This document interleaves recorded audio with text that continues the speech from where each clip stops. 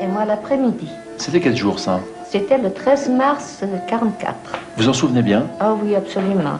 Oui, pourquoi? Il faisait froid, il y avait de la neige et on nous a emmenés sur le bateau France, qui était à quai. Nous étions serrés comme des sardines et pour dormir, il fallait se coucher sous les pieds des camarades. Alors à tour de rôle, on se couchait par terre. Nous n'avions pas de couverture, évidemment, il faisait froid. Et là, j'ai pris froid. Et j'étais malade. Et quel était votre sentiment quand vous voyez que c'était des Français qui faisaient ce travail-là? De dégoût, monsieur. Vraiment de dégoût. On a pleuré pour que De Gaulle vienne bien vite. Ah oui, Pour secouer tout ça. D'ailleurs, ça n'a pas traîné après. Hein. Enfin, on ne savait pas à ce On moment-là. était scandalisés, franchement. Depuis 1941, on voyait bien où ça allait tourner, hein, tout ça. Et les uns d'un côté et les autres de l'autre. Alors, oui. On ne nous apportait ni à manger, il n'y avait absolument aucun ravitaillement. Mais ce qui était merveilleux, vraiment c'était merveilleux et réconfortant, c'était de voir toute la ville sur le quai. Tous les placards se sont ouverts, tout le monde nous apportait ce qu'il avait de mieux chez lui. Oui, donc les miliciens ont dû sentir que toute la ville était contre eux, hein? Ah oui. Oui, c'est ça. Alors ils étaient fous de rage. Ils ont arrêté combien de personnes? Une centaine, et beaucoup sont partis au camp de concentration.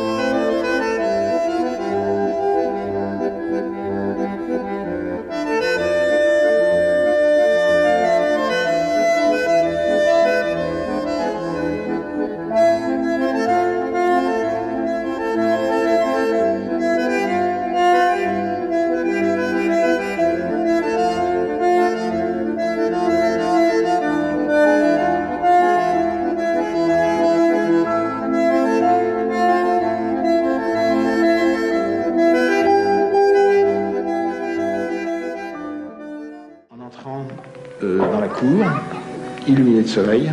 Il y avait même, je crois, à droite, des enfants qui jouaient. Je me souviens de ces cris d'enfants. Et à gauche, il y avait 11 cercueils.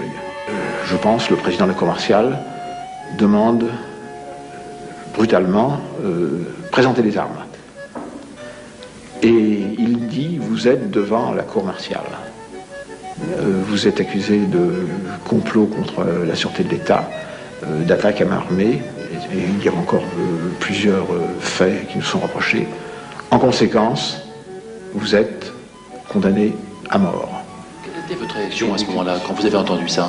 Oh, une colère sourde, mais je n'imaginais pas ma mort. Je ne pouvais pas l'imaginer.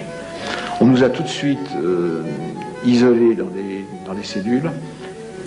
Une heure après, cette attente interminable, un sous-lieutenant de gendarmerie est entré dans la cellule et m'a dit Elfgott, vous ne serez pas exécuté aujourd'hui. Nous avons reçu un coup de téléphone de Vichy et votre exécution est reportée. 1h30 environ après la cour martiale, un camion est parti vers le champ de tir d'Annecy et je sais qu'ils ont été fusillés par des gendarmes français. Le lieutenant-comte a chanté la Marseillaise et il a dit d'une voix très très forte, vous tuez des Français innocents. Ici, Londres. Veuillez écouter tout d'abord quelques messages personnels. Allô, allô, Maquis de la Haute-Savoie. Maquis de la Haute-Savoie. Écoutez bien.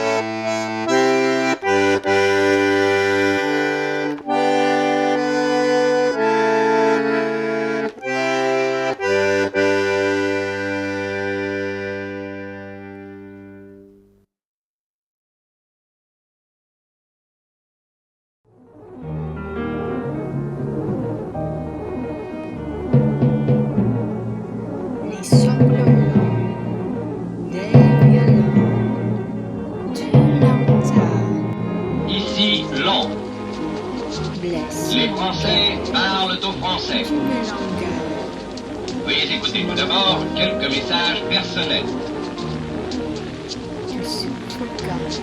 Les sanglots longs des violons de l'automne. Sans Je répète, les sanglots longs des violons de je l'automne me souviens. blessent mon cœur d'une langueur monotone. Je répète, blesse mon cœur d'une langueur monotone. Et je La bataille suprême est engagée. Bien entendu, c'est la bataille de France et c'est la bataille de la France. La France, submergée depuis 4 ans, mais non point réduite ni vaincue, la France est debout. C'est dire que l'action des forces de la résistance doit durer pour aller s'amplifiant jusqu'au moment de la déroute allemande. Français, les armées allemandes et anglo-saxonnes sont aux prises sur notre sol. La France devient ainsi un champ de bataille. Français, n'aggravez pas nos malheurs par des actes qui risqueraient d'appeler sur vous de tragiques représailles. N'écoutez pas ceux qui, cherchant à exploiter notre détresse, conduiraient le pays au désastre. Obéissez donc aux ordres du gouvernement. Que chacun reste face à son droit. Acceptez cette nécessité. C'est une recommandation instante que je vous fais dans l'intérêt de votre sauvegarde. Et je m'en vais, au vent mauvais qui m'emporte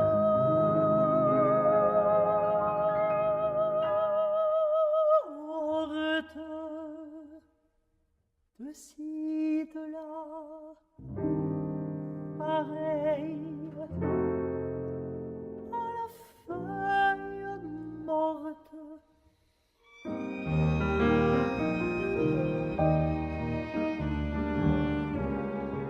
Les sanglots longs des violons du l'automne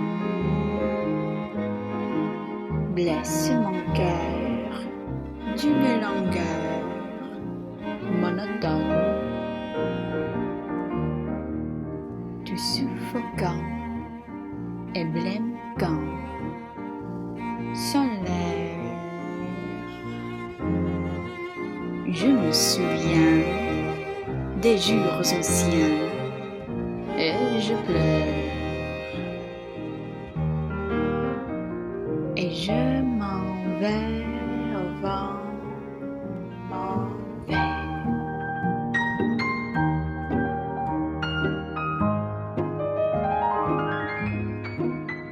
Qui m'emporte de ça, de là, pareil à la faille morte.